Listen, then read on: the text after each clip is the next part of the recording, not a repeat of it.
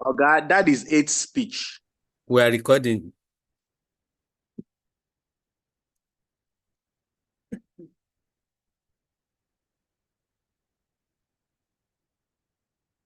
Yes, once again, good morning, ladies and gentlemen. I apologize for having to pull you out to do this, but our next meeting is going to be in October, about I think 9th of October. That's some pretty way away. So, and there are also urgent things that we need to address. So I believe everyone can see the screen, see my screen about our agenda, which we just fine-tuned up to this morning, but we still sent onto the platform. And can we just quickly look at the agenda, and if there's anything that anyone will want to add, can we please do that? Any addition?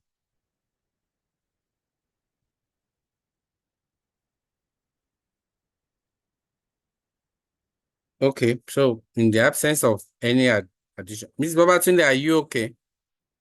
Please. Yes, sir. I'm okay, sir. Okay, yes. Okay.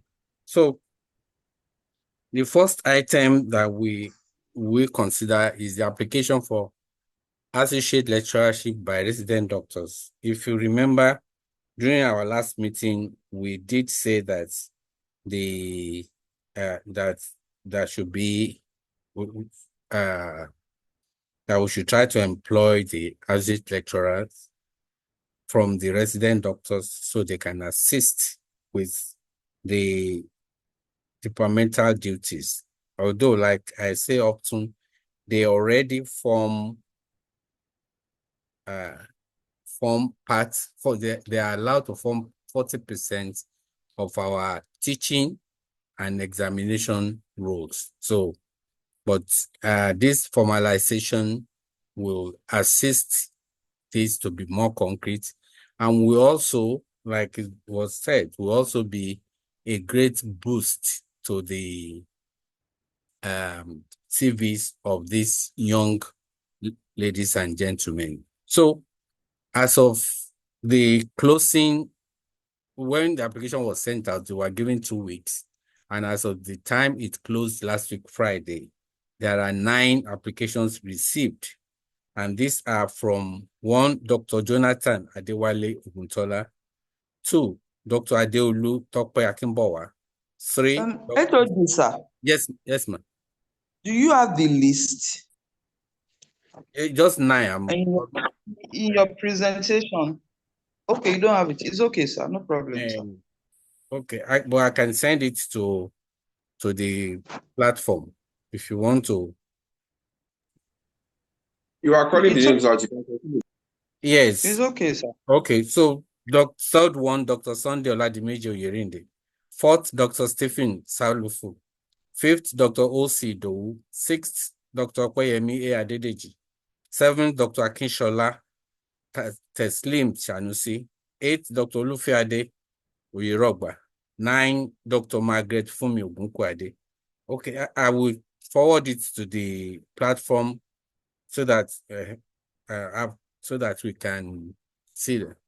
So I am suggesting that, yes, sir. Oh, you said resident doctors. Ogunkwade is no longer a resident doctor. Is she qualified? She is, sir. Okay. Yeah, because she's working with an institution and just associate.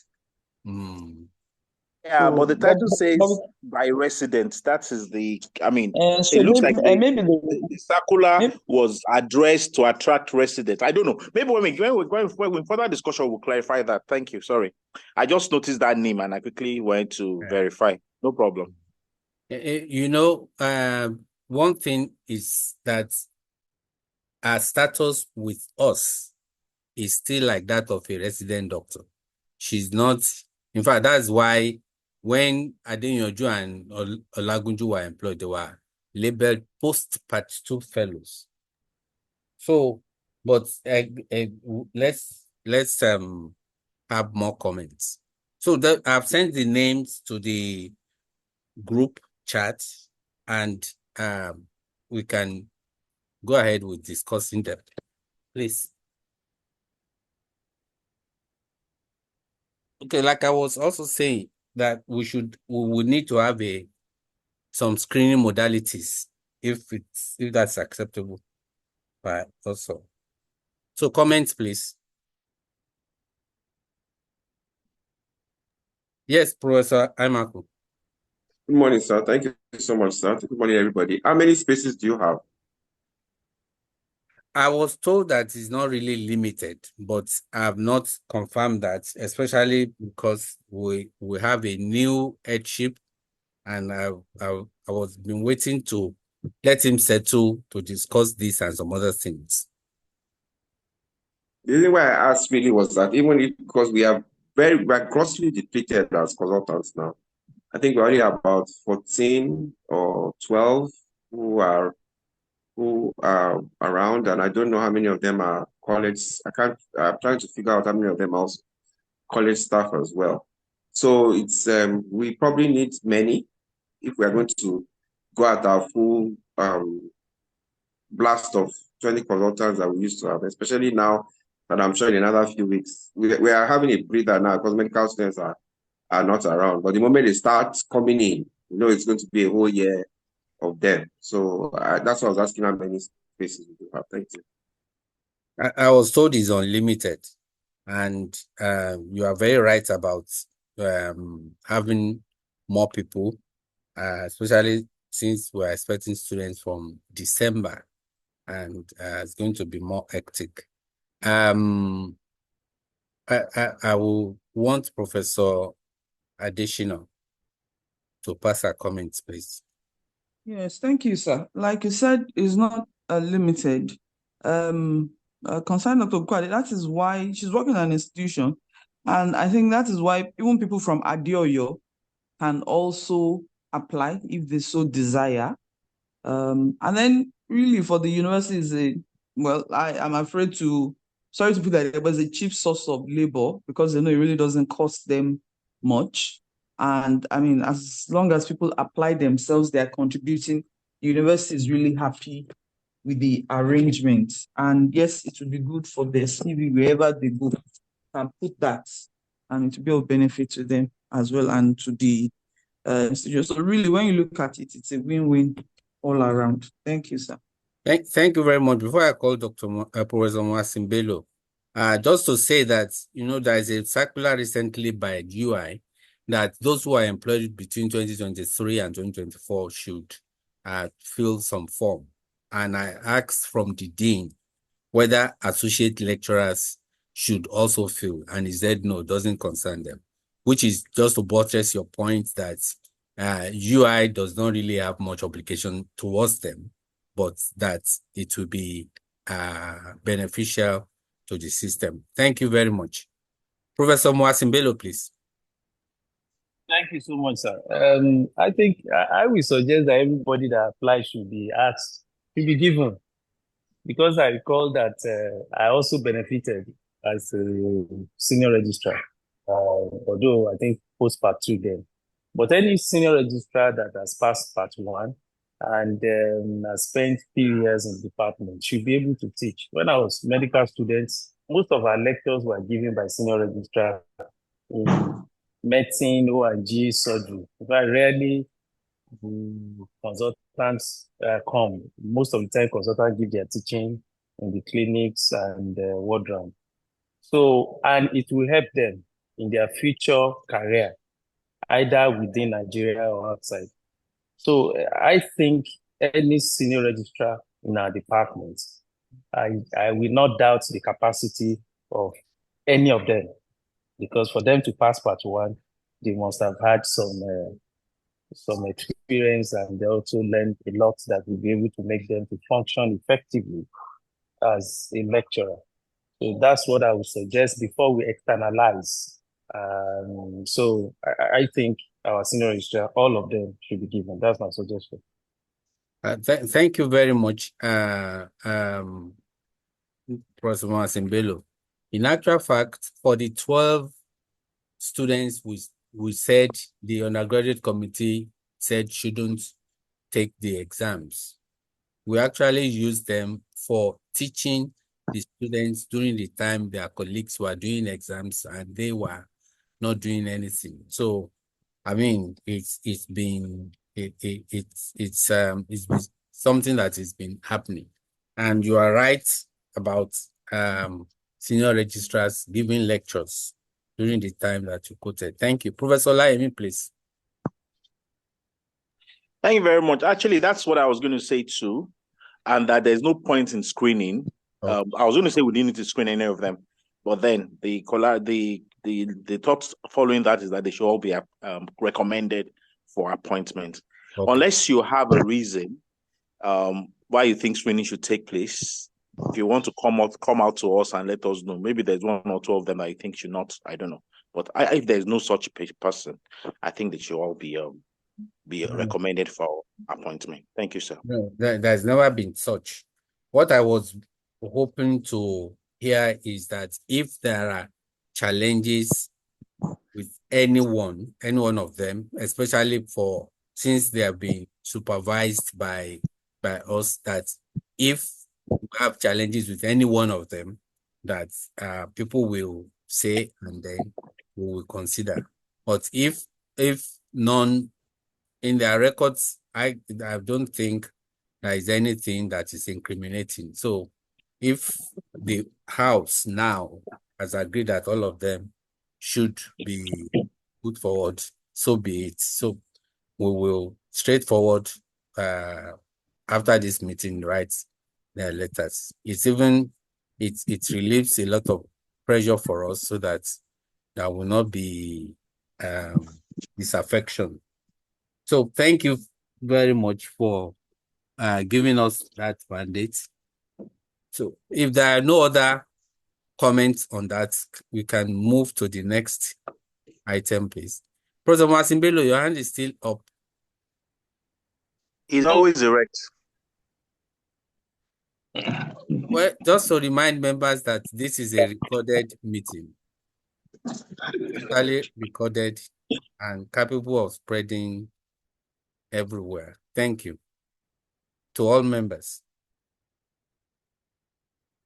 Okay, so next item is payment for basic tests in the department. As we are all aware,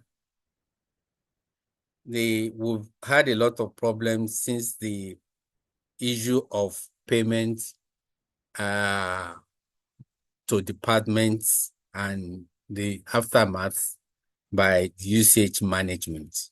There's been some constraints, and most affected are those basic tests that are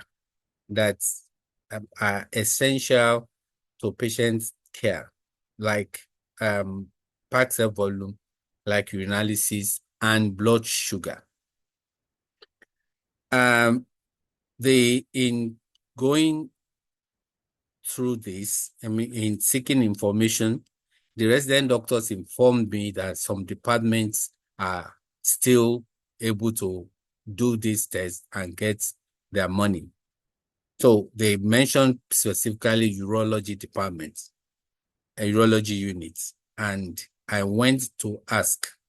I was told that yes, they are doing such, that for those tests that UCH does not have the test kit, and also for those procedures that UCH cannot procure the instruments and equipment, they have a working arrangement with UCH and they are doing that. But for the others, they are following what UCH has recommended. And further discussion with them and with some people in the department, where there were suggestions one by Professor Olayemi, who said that he would like to pay for PCV for postpartum patients, and that if he gets the receipts issued to them for such payments, he will elaborate more. And the second thing is to have this test done by our laboratory and money paid into UCH accounts. There are obvious areas to be straightened out for the two options. So I will want Professor Olayemi to tell us what he intends to do for us all to look at this. And Professor Amaku, do you want him to give an insight before you talk? Let him give an insight. So my own is just when it's time for comments. Please go ahead. Let him. Okay. So Professor Olayemi, please. Thank you, sir. We're running a trial which I presented to the department and got departmental approval and ethical approval for, which is the woman trial. As part of the as part of the data monitoring process, both internally and externally, we noticed that there are some discrepancies in PCV values. So I discussed this with the research team and with some residents in departments, and felt that for those patients where those discrepancies occur, we may need to do an extra PCV for the patient, sometimes before, sometimes after, where we see that the figures are not satisfactory. And I thought that it would be nice for us to be able to do that for the patient not to incur the cost of the extra PCV. So I called the HOD after our meeting and suggested that if we can have permission of the department that would send the names of the patients that require the PCVs, the samples to put our own PCVs, and then we will pay the bill at the end of the month. That is the thing, because we want to be able to collect the number of patients, and then we'll pay the bill to the college account, which is a research account for the department. So that was the request by the research, by the woman team to the department through the HOD. That's it. Thank you, sir. Thank you, Professor Olayemi. Professor Amaku, please. Thank you, Professor Olayemi, for your very kind gesture. My own comments are simply that, well, first of all, it's a pity that we have to go through all this. I thought by now UCH should be able to, like every other hospital, run 24 hours sample. Because, like you go, maybe by the time this 10-story lab they are building in the consultant car park is done, maybe they'll be able to improve. Because even way back 10 years ago, when one used to go to Chevron and all these places, you can easily just get your results just within a minute. It's a pity that is. But I'm also very wary about what happened to Professor Adedapo, and I hope UCH does not start saying people are still taking money from patients and all those kind of things, because it can get really messy if it gets to us. So that way, I'm thinking of a way that we can avoid having to label somebody who's taking money from patients, that kind of idea. And even our patients do not always appreciate when you're doing kind things to them. But if Professor Olayemi is convinced that this can be foolproof, because nobody wants to dent anybody's. I don't like situations where you have to dent somebody's name. Look at how that thing went and dragged and ended up in the police station, ended up in courts and all these things. I don't want that kind of stain on our department. That's my own peculiar thing about it. But if we think we can be foolproof in doing it and it looks clean at the end of the day, let it be. But I just want us to be very careful. Thank you. May I just clarify? Yes. We're not the money is going to the normal place where PCV goes in the department. Unless the HOD say, we're saying that what we do in our antenatal clinic is also now considered illegal, because those are the people we're going to be calling to. Most of the PCVs will be done in the morning. It's only those who are doing elective CSs and those who have had elective CSs that this concerns the most. So patients that are admitted for elective CS, if the PCV is seen to be, well, if there's any reason why we think it's not accurate, those are the ones we'll repeat. And those where the PCV is maybe after delivery too, those are the two categories that we want to repeat. However, the money will not, we're going to pay into the departmental normal research account, unless I have information now that has been ruled as illegal too. But that is the agreement. That's the request we made through the HOD to the department. Thank you, Professor Olaimi. Straight away, the first question is, does it mean that the PCV will be done on credit at the time that they're going to be done? Because I know the people that are involved with doing this PCV. If you give such a blanket statement to do on credit for IM woman patients, this may not be limited to that. Just a suggestion before I call. That is why, sir. Thank you, sir. That is why we have that is, in fact, one of the reasons why we're doing this like this is so that we can have records and you can monitor it, sir. Every woman on IM woman has a unique ID that will be written on the form before the form goes downstairs. So once and we have a list with us, the RFs, the research fellows will keep a list. So at the end of the month, we'll compare the list we have with us with the list you have with you, sir, and pay for the test. So there's no, we understand that they could start putting on other patients on that list. So we had already thought about that. We're going to keep a record on our end. Everybody that is sent will be signed by one of us or something, so that there's a record that the patient is that we approved or requested for the PCV to be done with the approval, sir. So we'll have that. So there'll be a list with us. So at the end of the month, they will issue us a bill through you, sir, or maybe you'll get the list from them, and maybe, or you give them authority to send the list to us. And then if we have any problems with it, we'll clarify with you. But if there's no problem, we'll just pay the money to the departmental account and give you a copy of this receipt, maybe a photocopy or something, and give them a copy of the receipt downstairs too, so that records are clear. Thank you very much. I really don't have any problem with you getting the appropriate list for the number of your patients. The problem would be that you get that list for your patients, but then a lot of others will be done. Now, it's so, except one sits there with them, is when you can say that, yes, there's been a foul play. But the thing, if for example, any one of us happens to be there and they are doing a practice volume, and you ask, okay, what is the number from IM woman for this woman? If you say it's on credit, then, we may so catch them. But then the chances of going there and even asking questions and having the time for them to bring that with books, things that worry me.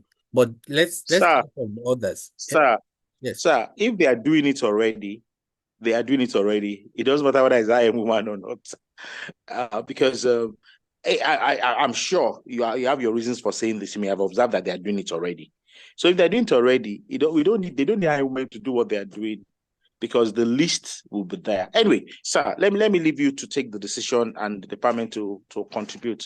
I think I've said I've presented our case the best way I can, but I think people should. I think we should all talk about it, and whatever the department agrees will be agreed upon.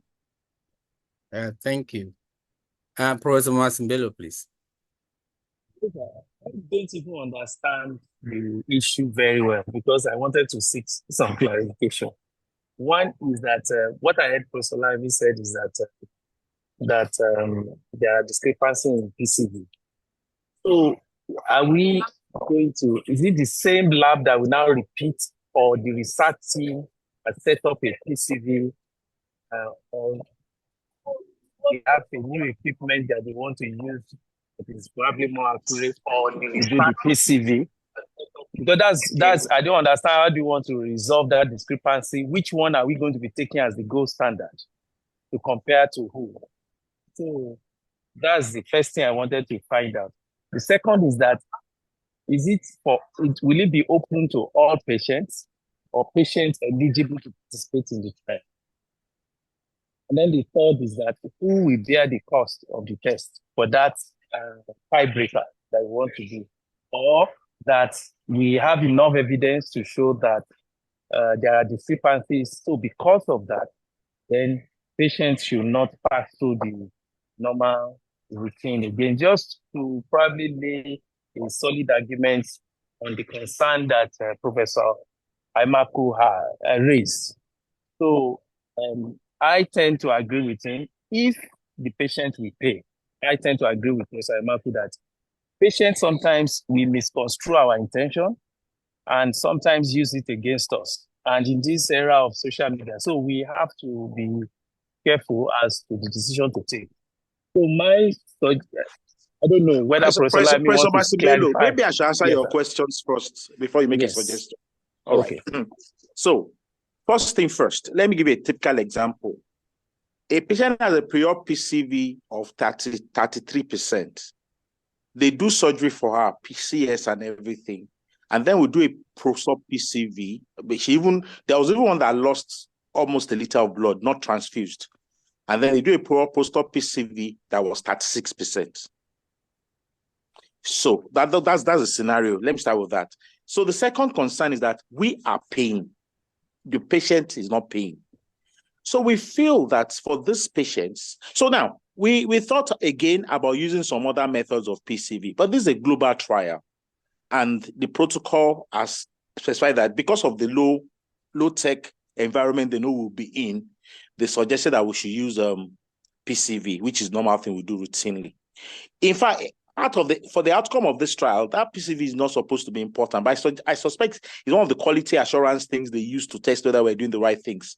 So, and well, they want to do some formula and all that, but that's not what's before us. So what I was saying is that, so when we have a problem with the PCV, whatever problem we have with the PCV, if for any reason we think that PCV may not be accurate, for instance, a woman comes for CS and is not pale, and she had her last PCV of 20%. One of the problems with this is that some of those PCVs I discovered, which is something we should even talk about, we should even be aware of, that for our patients going for CS now, they hardly do a recent PCV. They just take the last PCV that was done in the clinic. I was shocked at this.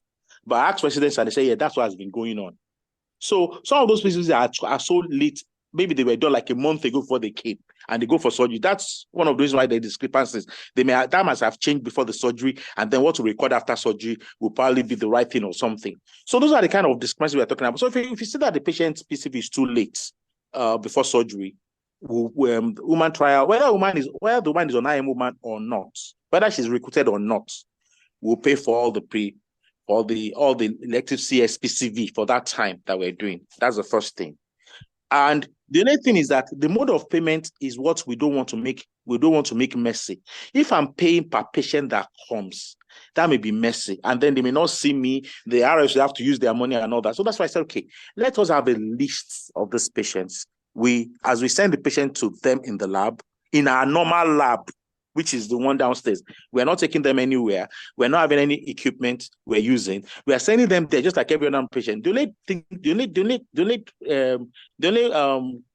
only special, I don't know what to call it, we're looking for, a special request we have is that let us pay this money at the end of each month, so that we can pay in bulk when we get our own money too. We can pay in bulk, and then there will be a record, a record of all those patients that we have sent to them. That is all. So the real request is that we are paying. So nothing has changed in the way things are done in the department. We're not changing anything. We're just asking to pay later at the end of the month. That is all. Yes, sir.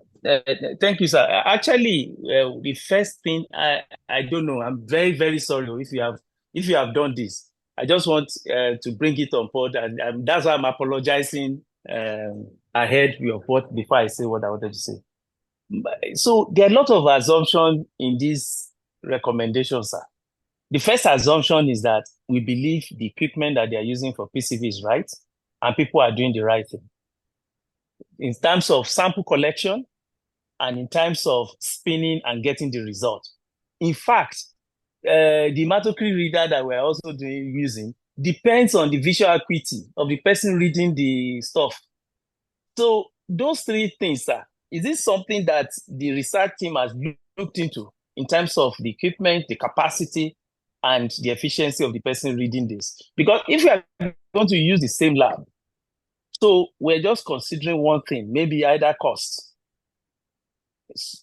Do you get what I'm saying, sir? So if it is the same lab we're going to and we're getting discrepancy in PCV, because I'm the chairman of the lab committee, that's one of the things myself and head of department have discussed. For example, on the issue of malaria, if head of department was even, I don't want to use the word victim, I'd experienced it where the malaria result was inappropriately reported. And the person that did it, the scientist that did it, I advised the person that he needs to go to clinical pharmacology to go and have an exposure, to update themselves on how to do it properly. Because over the years, people tend to lose skills and precision. So I just feel that, yes, I'm happy now that I got it correct that the research team is paying. But in order to get to the root of the issue of discrepancy, is it, all these other checks, have we checked that they are okay, sir? So in terms of payments, yes, sir. This what we're doing, sir, is like implementation. There's a problem now. We have looked at all the possible solutions, causes of the problem, and we came up with a long list, including what you just said. But the one that is easier to implement now is to repeat it first. If we are still seeing the same problem, they will now know that, okay, this is an issue of training or skill. But this is the same PCV, sir, that we'll be using for our clinical judgment in the department, the same PCV. So if it's good enough for our clinical judgment, we felt to be good enough to cross-check what the research finding or the PCV at the research work is. One like I mentioned, one critical problem we noticed is the fact that the PCVs are not recent, the ones that they use for pure PCV, which is why the post-op PCV may now be the most current one and may show discrepancies. It's not for everybody, but a few people. So when we had the meeting, residents said, well, the ones that are early, maybe those that has done 1 week before, usually don't show that kind of discrepancy. It is those ones that are late, that women did not come to clinic or the emergencies and all of that, which is why we thought, okay, as a first step to solving the problem, for the first month, let's do this. If it solves the problem, fine. Then if it doesn't solve the problem, then we know that there's more critical problems. Then we'll think of another solution. Maybe we'll do the PCVs, I don't know, somewhere else, maybe in the hospital lab or something. So these are the things we had in mind. So we had a long meeting about this. We considered all those things. We also considered using other equipment, which they even suggest that I should buy my own centrifuge, all sorts of things. So of all of this list, of all of this list that they suggested, this is the easiest one I could do, which is why we're doing this first. Okay. Thank you for clarifying, sir.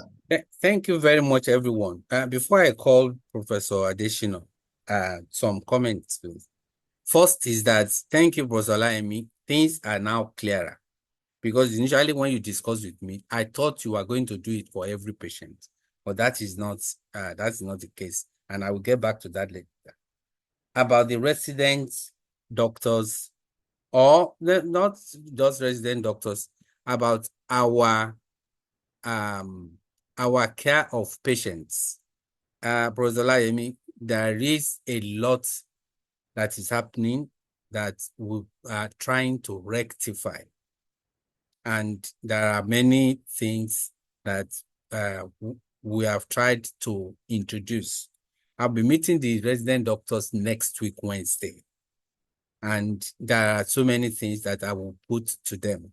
And straight away, I will say the people at the ends of senior registrarship now are those people who came in during the time of COVID-19, and had a lot of challenges with their training. And we're still seeing trails of their inadequacies. And we say that every time we have a morning review. It's still very obvious And we are hoping that the ones behind are learning to be able to work well. The issue, you've raised the issue of the packed cell volume. There is the issue of resource negative patients, issue of sickle cell patients, so many things, so many that we are trying to get them to get the newer resident doctors to be able to do better. The second about laboratory, Professor Mwasimelu has again also pointed out the challenges with that place. Civil service rules, you can't change people so easily. Otherwise, there are so many defects there. Let me tell you what Professor Mwasimelu was trying to say about malaria test. I wanted to do my malaria process. So I said, well, we have a laboratory that we are recommending our patients to go to. So I went there, I did it, and the lady there told me that it was slightly positive. And I said, there is nothing like that. There is either negative or positive. He said, she just said murmured some things, and I left her. I then approached Mwasimelu, who gave me the contact of the malariologist in clinical pharmacology department. The very second day, I did our lab departmental one on Monday. The second day, I did in the pharmacology department on Tuesday. And it was negative, clearly negative according to that person. I didn't use any drug. So I called the lady, and Professor Mwasimelu also called her. In fact, said a lot of things to her. Part of what I've also been saying, that you people should find out about where you can get updated. My very first interaction with all the laboratory and other admin staff in the department, I told them that if you have any training that you can improve your skills, the department has votes, which is really true. The department has votes to sponsor you to go and get trained. And lo and behold, that has not occurred. So there are those challenges. But as concerning the issue of the packed cell volume, I think it is simple. You have also suggested something, that despite the problems they have, if you get a value of 43 and you tell the same person to repeat in about an hour's time, and that person may likely get it right. Because like you said, we've been relying on this for so long. And if you have some that are not correct, that will not be the reason to throw everything away. So the question really is, the question is two-headed. First is that they are not even done. Those ones that you said they use past results. Well, if that is still within 3 days and the patient has not bled or something like that, that may not even be a problem. But the thing is that you can have some haven't done it last 1 month ago. And for a pregnant woman, that's not acceptable. So getting them to do regularly is the first thing that I will see here. We can correct the laboratory people data.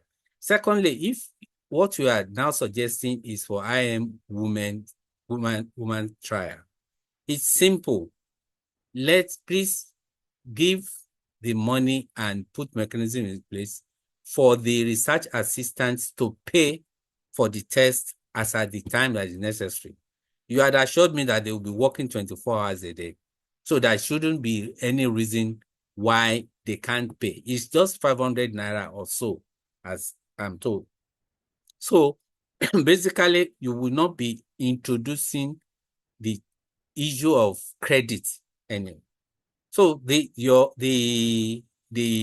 research assistants can pay as at when due, and then also have a list, and that will solve that problem. In a month, I'm not sure you are going to have up to 20 recruits or 20 patients that you want to do the PCV. And we have recruited 112 in the last 2 months, sir.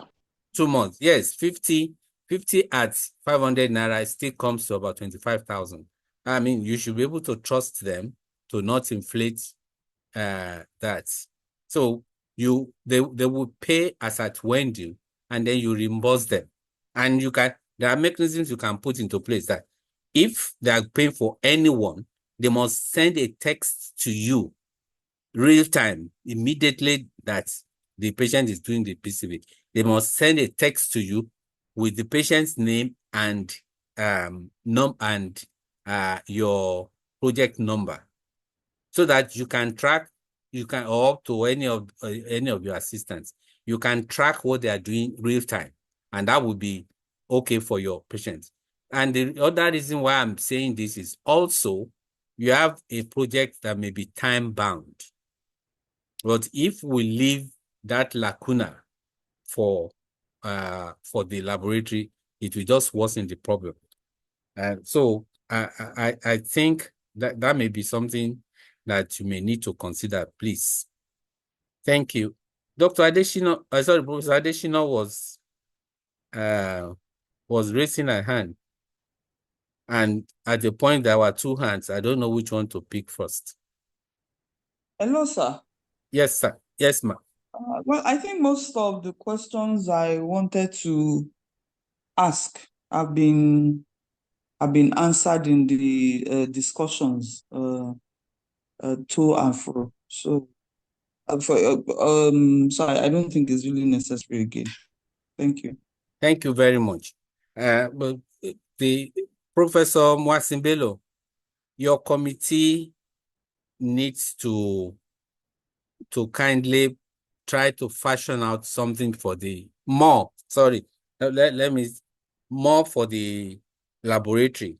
In fact, there was a time that you had to pay for their to service their generator, and through him we were able to evacuate a room near the laboratory, which is vacant now but very clean, that we can convert to some uses. We've not yet determined, but the room is ready now, and he also meets with them regularly.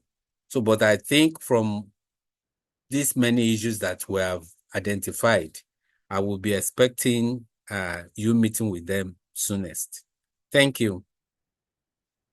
So, Professor Laimi, I'll come to your office. We'll still talk about this, please. And thank you for all you're doing. I will come to yours when you're ready, sir. Thank you. Okay. Yes, thank you. Mrs. Babatunde, are you there?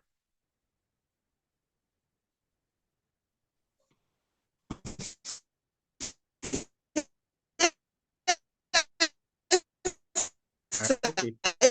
Well, the next item, the next item is the increase.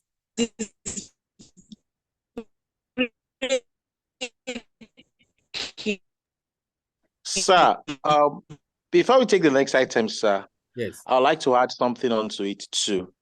It's not just the increased fees that is the issue, but the fact that we are underfunded in the ODC. So can we discuss that too, sir, as together? Thank you, sir. Well, in fact, I was going to call you because she's with the list that you sent, and I was going to tell her to help me to read it out. So you can take the two items, increase of fees and this underfunding. I'm interested.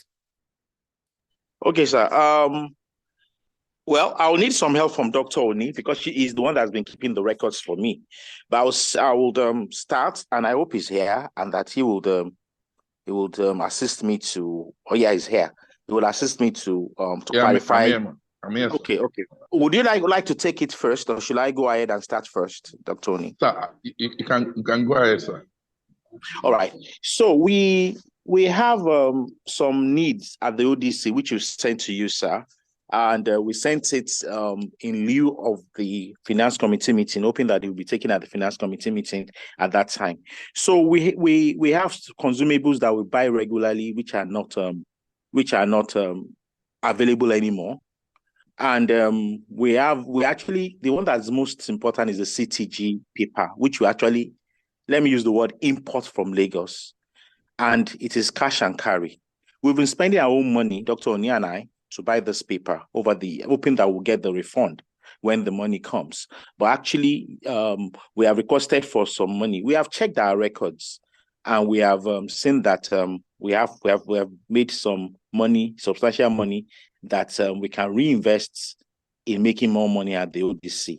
That's the first thing. Secondly, I'm told that due to this lack of release of funds, some of the tests we are running, we can no longer run because there's no, I don't know, maybe consumables or for some other reasons. Professor Adesina may also want to chip in later, but I think Dr. Oni should please help me clarify the rest. Thank you.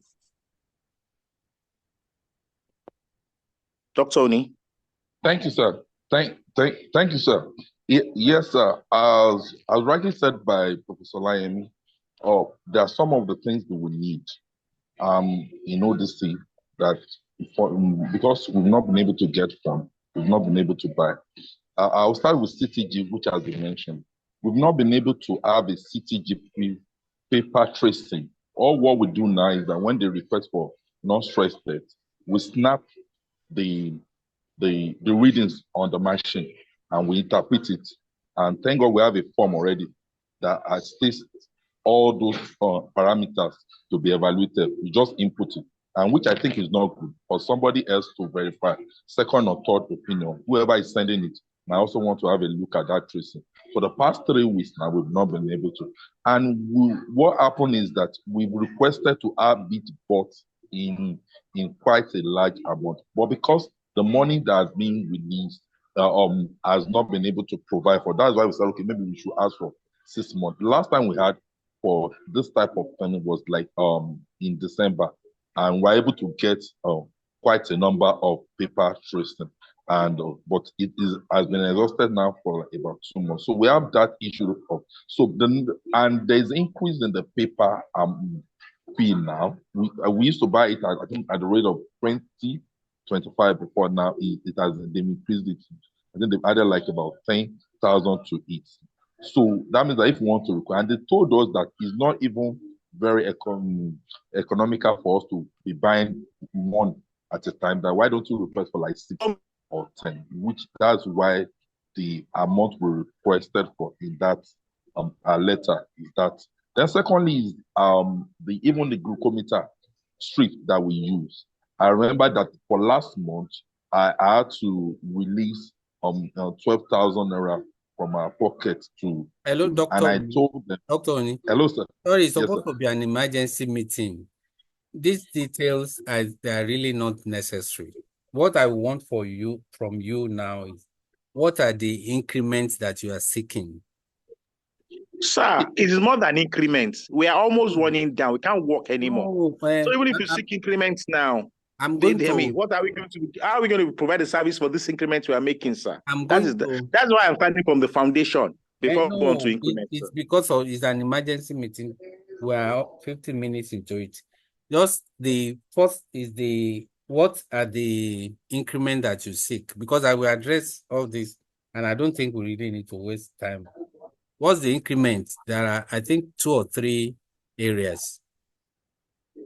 Yes, for the CTG, yes. I think we'll be charging 3,000. So from the letter, yes, from the letter, yes, I think. No, 3,000. So next one. Hello. So we want an increment in it. Is it written in the letter, sir? No, just tell me the values. We've already passed them at the finance committee meeting, so that we don't waste time. The second one. So the second one, no, there's no. It's only that we want an increment. There's one that is 500 naira. Okay. Yes, that's the RPG. I would think it should be. Is that a third one? No, that should be increased. I think that should be increased to 1,000 naira. Okay. Thank you very much. Sorry, I want to appeal to us that we should be stating problems with facts. Up to 3 or 4 times, Dr. Oni had brought people who needed to be paid to me, and I had given money out of my pocket, which I later recovered. And secondly, when you applied for money sometimes, it was difficult getting money out, but we sorted all those out. I appealed to Professor Olayemi to loan us, and that was sorted. The third thing is that this present request, the way you had requested, all the things that were requested, when we had the finance meeting on August 23rd, everything was approved subject to availability of funds. And I did give to the finance committee meeting the way funds were at that time. The last thing is that between when you request and when we present your request, there are a lot of challenges getting money out. And luckily, both you, the hepatitis, and even the laboratory committee have now learned that you should make requests 6 months ahead. So we got all those requests, and in principle, we had agreed that they should be raised. The time from the submission of your letter and the finance committee meeting was less than a week or 3 days, if I remember. So please, when we make these assertions, let's be considerate of the people at the other end, that is the HOD and the admin staff. We will address the issue. We did not remove a kobo from what you have presented. So please, I will just plead that you give a consideration for all these things. If I would tell you, for example, we requested to change dollars to naira over 4 months ago. There's been some somersault about who we should write for. Even after contacting finance department, the last was that we should write to the provost. But there's a new provost that has just come in, like I said, that I'm wary of taking issues to him because of the expected thing. So your request was approved without anybody removing 1 naira from what you have said. So the funding that you require will be given to you as soon as money is available. So I will be grateful if we ask these questions rather than make some assertions, please. So Professor Adesina first, and then Dr. Oni. Thank you very much, HOD, and appreciation to all those who have made comments. I'm making these comments because of the reference to the hepatitis B. I wasn't going to make the comments before. As of today, hepatitis B, samples for hepatitis B will not be taken in our laboratory. And the HOD has said hepatitis B, and all of us should make requests 6 months prior to when we require it. It would have been nice if this information had been made available to us so that we will know that we need to make our request 6 months to when we need it. Now, my humble submission, sir, is that those who operate, monitor, and audit those service points, sir, in my humble submission, sir, that would be nice to have discussions with them, especially if the department is going to remove funds from those accounts. For example, for the obstetric daycare now, we are being told that the paper has increased. We don't want to burden you with all the details, sir, because we believe that since those assignments have been delegated to us, at least we should be able to do them. So if there's going to be increments in prices, and then we are bringing all of that to you, it means we are burdening you. So it would be nice to discuss. That's my humble submission, sir, before the departments remove funds from those accounts. Because like I said, Because, like I said now, as of today, we are not, because those things, those kits are cash and carry, sir. We will not be able to run those funds. So I think, sir, even though you have approved subject availability of funds, hepatitis will not be able to generate any funds, sir. Because even the bottles, we don't have. Right.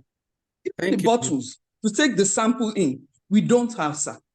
So going forward, sir, now that we know it's 6 months, so once we have this, then we'll make another one. Or it would be nice, sir, if you can discuss these things with us so that people are not caught halfway and surprised. Yeah. Thank you, sir.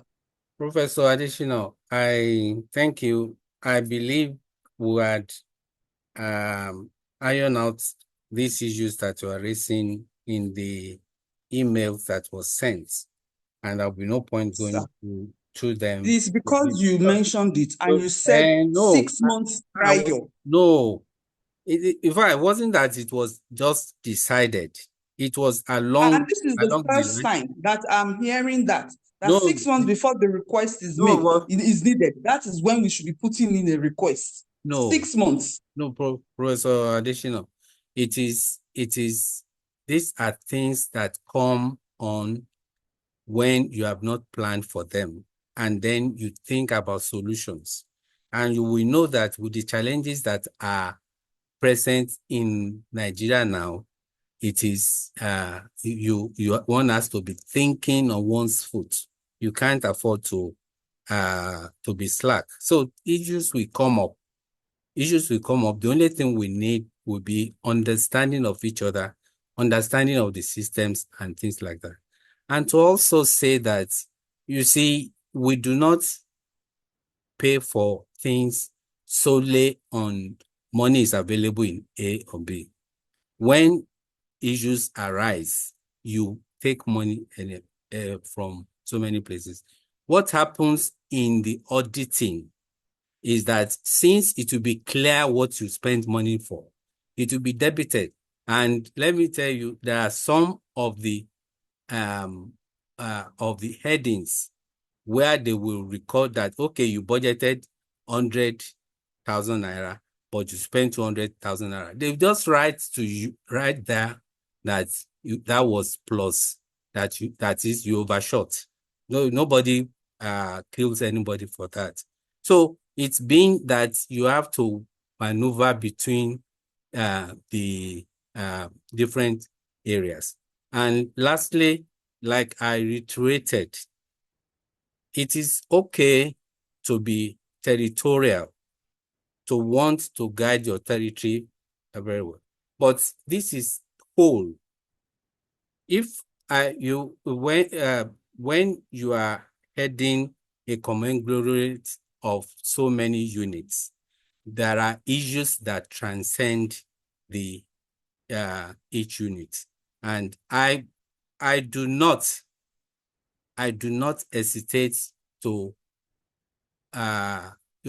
say thank you or to appreciate the effort we are all making. I do not, and you trust me on that. I do not I do not take that for granted. But it is also my duty to tell you those areas that are challenging to the headship and what can be done about such. Dr. Oni, you're still raising your hand, please. Yes, sir. I just want to say that maybe to about this type of issue, maybe we should have actually had a reply to our letter. That will have actually clarified some of those things. It's not that we want to undermine your position, sir, and we appreciate your efforts, sir. But reply to which letter? Yes, we wrote a letter and which one? Actually not gotten. No, for the request of the fund, and I was at the department to follow it up.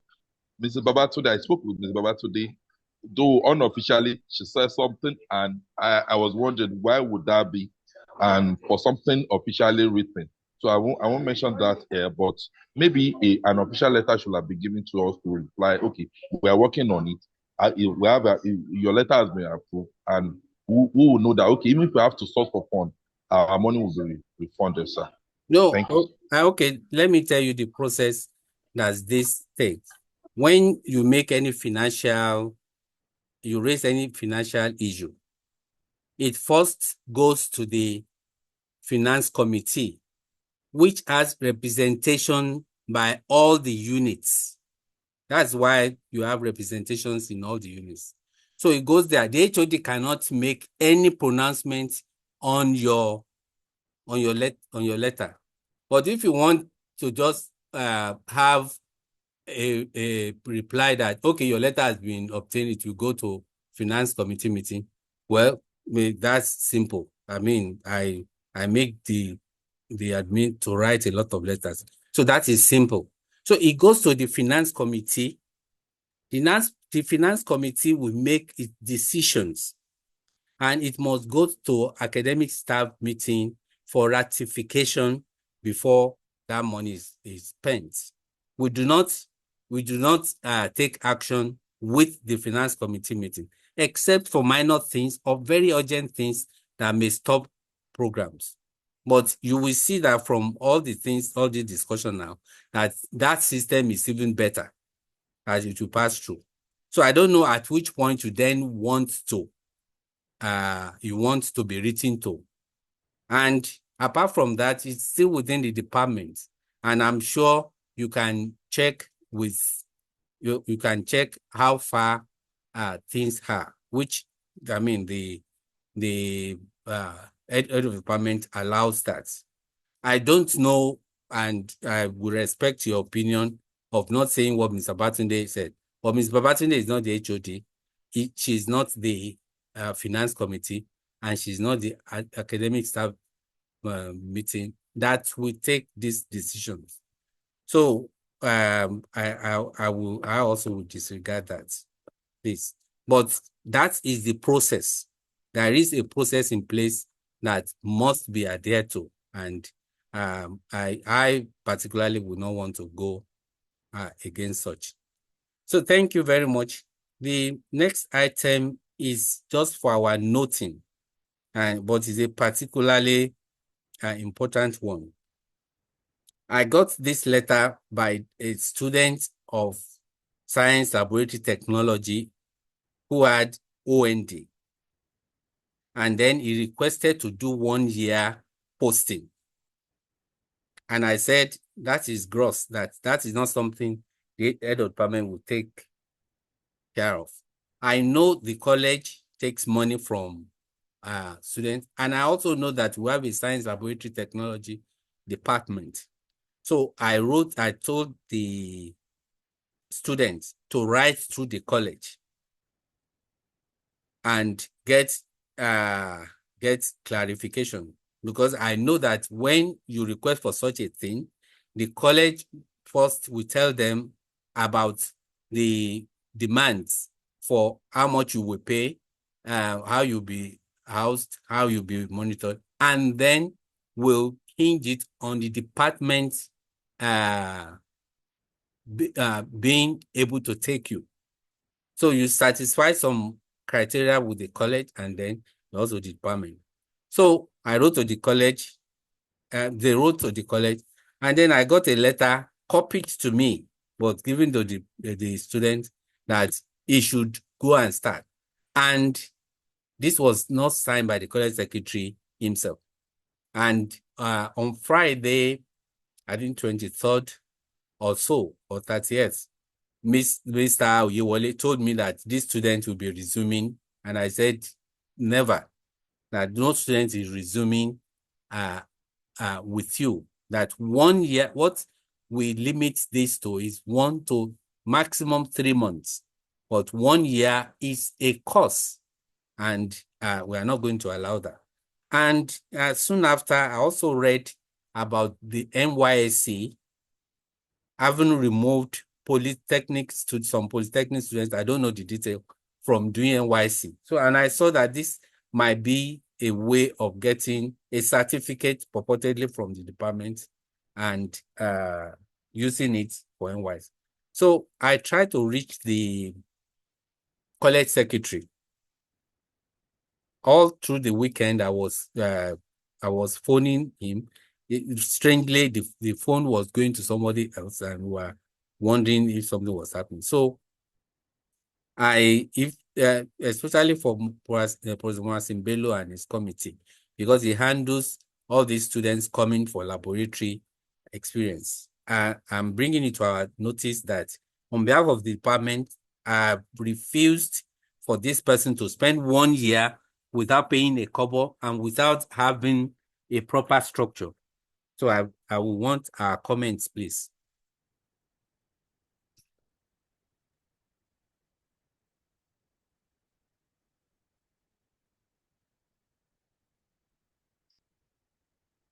Yes, Professor Laimi, please. Sorry, I dropped out. Apparently, I forgot my charger in the office yesterday, and I have to be improvising at home. All right. So, well, sir, I think this needs a lot of clarification, and it's already showing signs that something is wrong with the requests. And your suspicion about the NYSC thing may be right, but I think the NYSC applies to those who have HND or something, or maybe this person is just preparing so that by the time he's doing HND, there'll be a certificate. So you are very correct, sir. I know that during my tenure, I was a bit what's the word I should use now? I was a bit I didn't apply much restrictions to the internship because I thought it was something that they needed.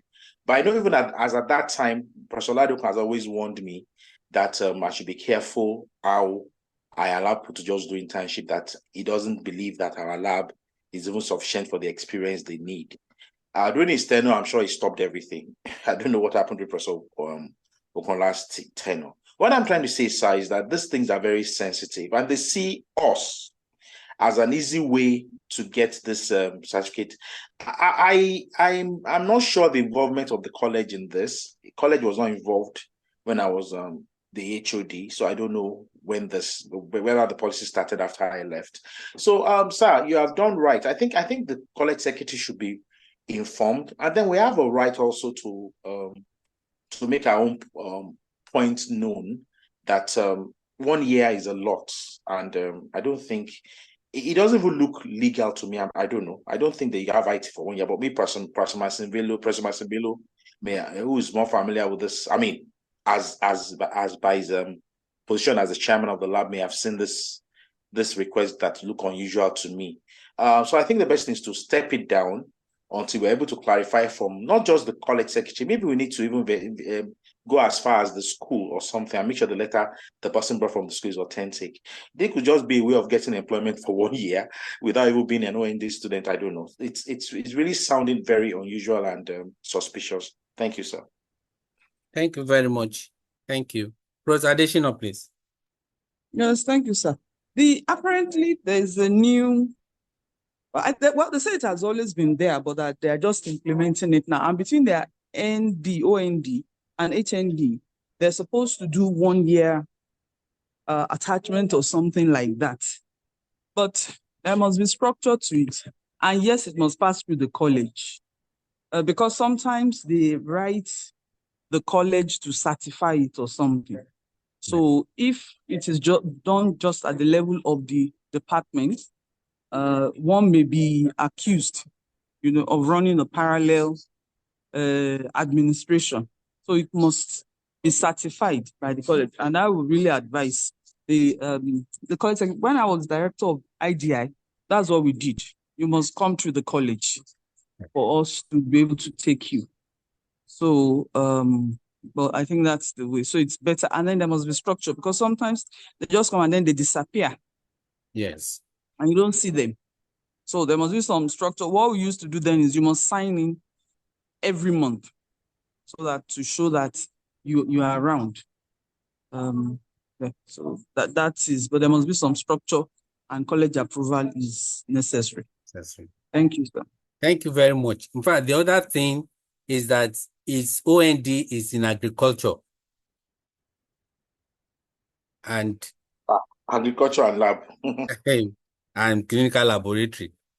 So it's in agriculture, and like Professor Laimi said, our laboratory they do only PCV, seminology, and malaria parasites. And there is no way one is going to put his name down as having, or for that person having trained in our laboratory. Thank you. So we'll move quickly to the next item. Dr. Oluwasomi doing Obelo's renewal of study leave. I was told that for her, unlike for Professor Denike Bello, she's entitled to a renewal, another 1 year of renewal. But I've also told Ms. Babatunde, let me see if she's here, to read the initial document signed. Ms. Babatunde. Okay, sorry. She sent it to the WhatsApp group. So if we can look at those, please.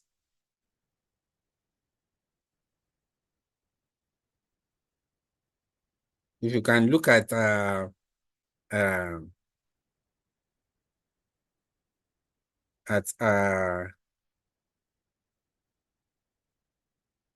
approval letter.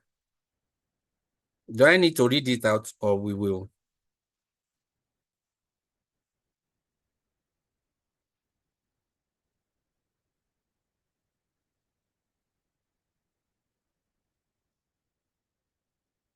Hello. Well, it says in a letter that please know that you are expected to resume duties in your department on 25th July 2026. So is there any need for any deliberation on our case? If she's still covered with the letter, is that the original letter she got, sir? Yes. Or this is the original letter dated 13th July 2022. So there shouldn't be a need for renewal now. But whenever we want to do our renewal, it has to be an AMP meeting. But that's it. If the is not expired, then there's no reason for us to write another one now. But I don't know. But they still told you it was sir. Yeah. Sir, it's a yearly thing, because by the time she finished study leave, I think it's study leave with pay she got. So, which is also what I got. It has to be yearly, and she has to write a report of activity done, including any publication, conference, or whatever, in the last 1 year. And then that will have to be presented at a meeting like this. The minutes of the meeting will be attached to it. So, because by the time she finished everything, the director of academic planning in UI will request for all those things. So, and it may be difficult to be remembering dates when these meetings are. So as it is listed now, I think if she doesn't have the report for the last 1 year, we can ask her to take it, to send it to the department, assume that she has it now, and then take a decision that it is approved. Then the minute of the meeting, it will be reflected, be attached. Because I remember I had challenges in the last 1 year of my own where it didn't happen. So although they mentioned it, but I didn't submit a report. I had to write that report despite the fact that I've defended. So it is always good that it is done every year with the report of the year attached to the minutes of the meeting, and the department has a copy. And then when she is now writing the full report to the director of academic planning, UI, that she has completed her program, all these things will be asked before she gets final clearance from the university. Yes, thank you very much. Just additional information. It is said that renewable on yearly basis, subject to satisfactory progress reports. She has sent her progress reports, which is okay. So all we just need to do is to, like Professor Mazimbelo has said, to approve that she should be renewed again till 2025. Is that approved, please? It is approved, but Yes. the minute has to be written as if we had a full AMP meeting. Oh yes. Yeah. Yeah. All right. For this item, everyone senior every member of staff can be present. It is for the Sorry, next. sir. What Professor Laimi is saying is different. He's trying to say that it will not be reflected as an emergency meeting in the minute of the meeting. Sure. It will be an A&P meeting, though. So that means a separate minute will be written for our own. Written apart from this one, yeah, Otherwise, you're you right. have problem with you. No, that's what we did for Professor Nikebelo's own. Remember, it was the same meeting, but we labeled them separately. So for the next item, we will request those who are not readers and above to kindly exit for us to take the next item on the list. But if they have any comments about what we have done, they can still stay. So Professor Laimi, I hope I'm in order. Well, sir, I'm not your chief whip, sir. No, as a previous HOD. Yes, yeah, for the level, I think it's people at that level and above that can be at the meeting. You're right. But for professorship and reader, okay, yeah, you're correct, sir. Reader. So, Dr. Oluwashola, please. But for professors, only professors should be present, and you're taking the two of them together. Yes. So, or maybe we'll take his own first, and then readers. I don't know. Is there any reader? I don't know. There's any reader in the department at this meeting right now. No. Dr. Olua. Okay, he has left now. Yes. So he's now. Yes. Thank you. So there is an application as shown as item 7, and both of them have signified their intention to be considered, and we are supposed to go through the process, beginning from asking colleagues to review their application and their publications. So comments, please.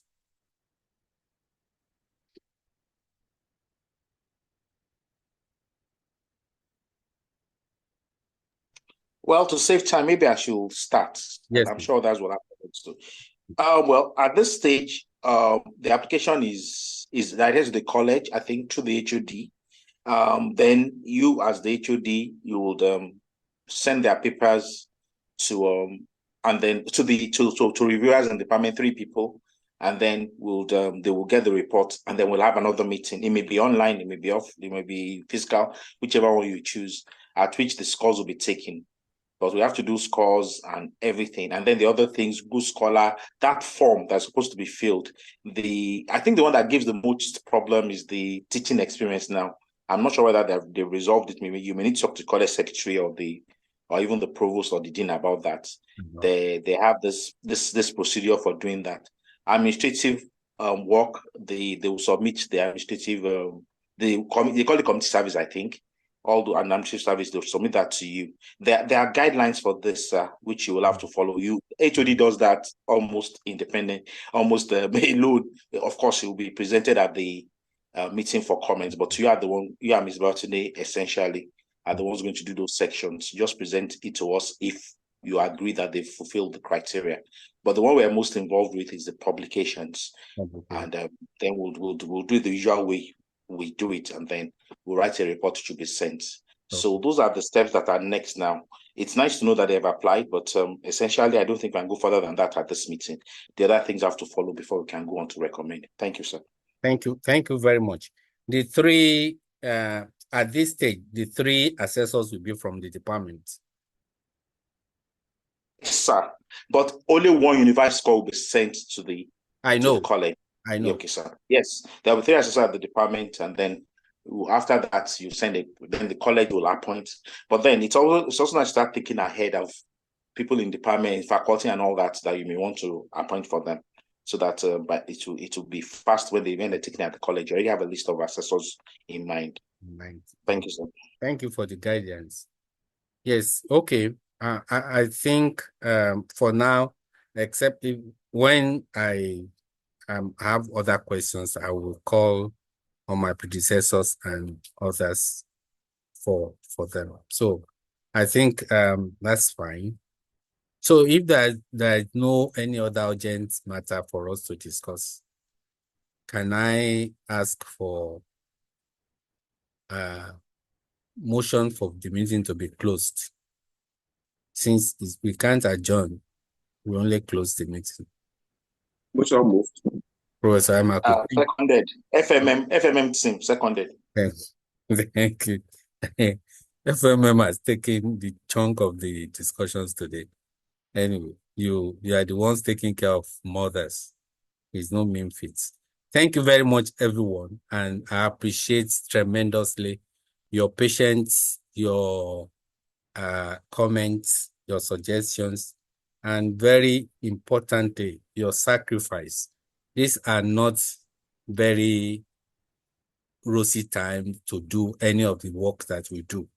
And it's only, I mean, it must be commitment for people to stay and still be doing this. So I thank you. And it's my prayer that together we'll move the department forward. Thank you, Mrs. Babatunde. And we'll meet at 2 p.m. to consider today's seminar. Thank you. Thank you, sir. Bye-bye, everyone. Bye.